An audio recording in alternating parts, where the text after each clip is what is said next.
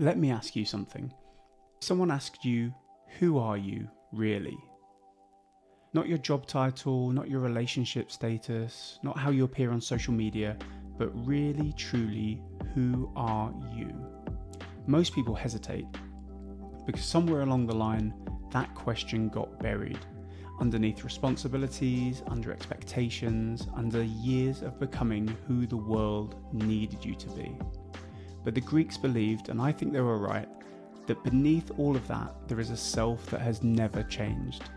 A self that has always known exactly who it is. And finding that self, that is the beginning of everything. The concept of the daimon is one of the oldest and most profound ideas in Western thought. It appears in the work of Plato, in the teachings of Socrates, and threads through Stoic philosophy all the way to the Roman era. Socrates spoke famously of his own daimon, his inner voice, a divine signal that would warn him when he was about to do something contrary to his true nature. Not a supernatural ghost, more of a deep interior knowing, a voice of his highest self. Plato developed this further in the Timaeus, almost certainly pronounced wrong. He writes that the daimon is the element within each of us that is connected to something greater, the divine spark that animates our truest capacities. Think of it this way: you're born with a particular constellation of gifts, values, sensitivities, and ways of seeing the world. That constellation, fully expressed, fully lived, that is your daimon. That is your highest self.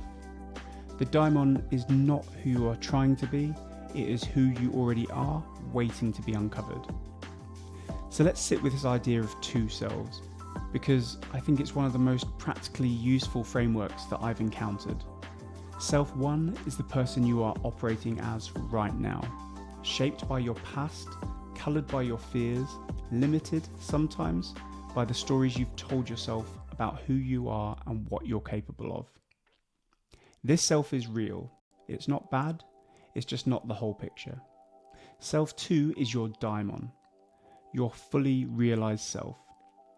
The version of you that operates from your deepest values, expresses your greatest gifts, and moves through the world with clarity and purpose. This self already exists, not as a fantasy, but as a potential, a direction. And the gap between those two selves, that gap is not a source of shame, it's a source of direction. When you know there's a gap, you have a compass. When you know which way is north, every decision, every habit, every conversation can be measured against one simple question. Is this moving me closer to my highest self or further away? That is an extraordinary, clarifying question. When you start asking it regularly, honestly, life gets simpler. Not easier necessarily, but simpler, more focused, more yours. So how do you actually hear your daimon, especially if life has been loud for quite a while now? I think there are 3 reliable signals. The first is resonance.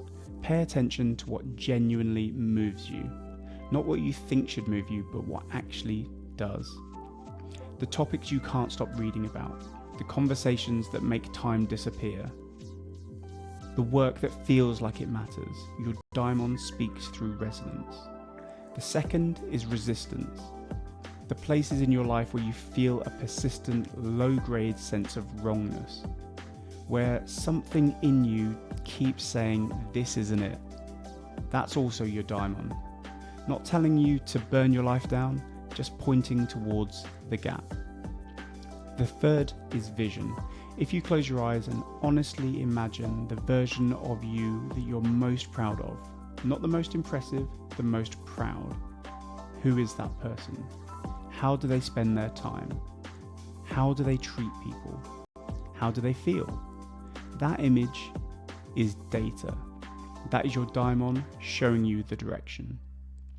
In the next video, we're going to explore the ancient word for what it actually feels like to live in alignment with your daimon, to be the person you were born to be.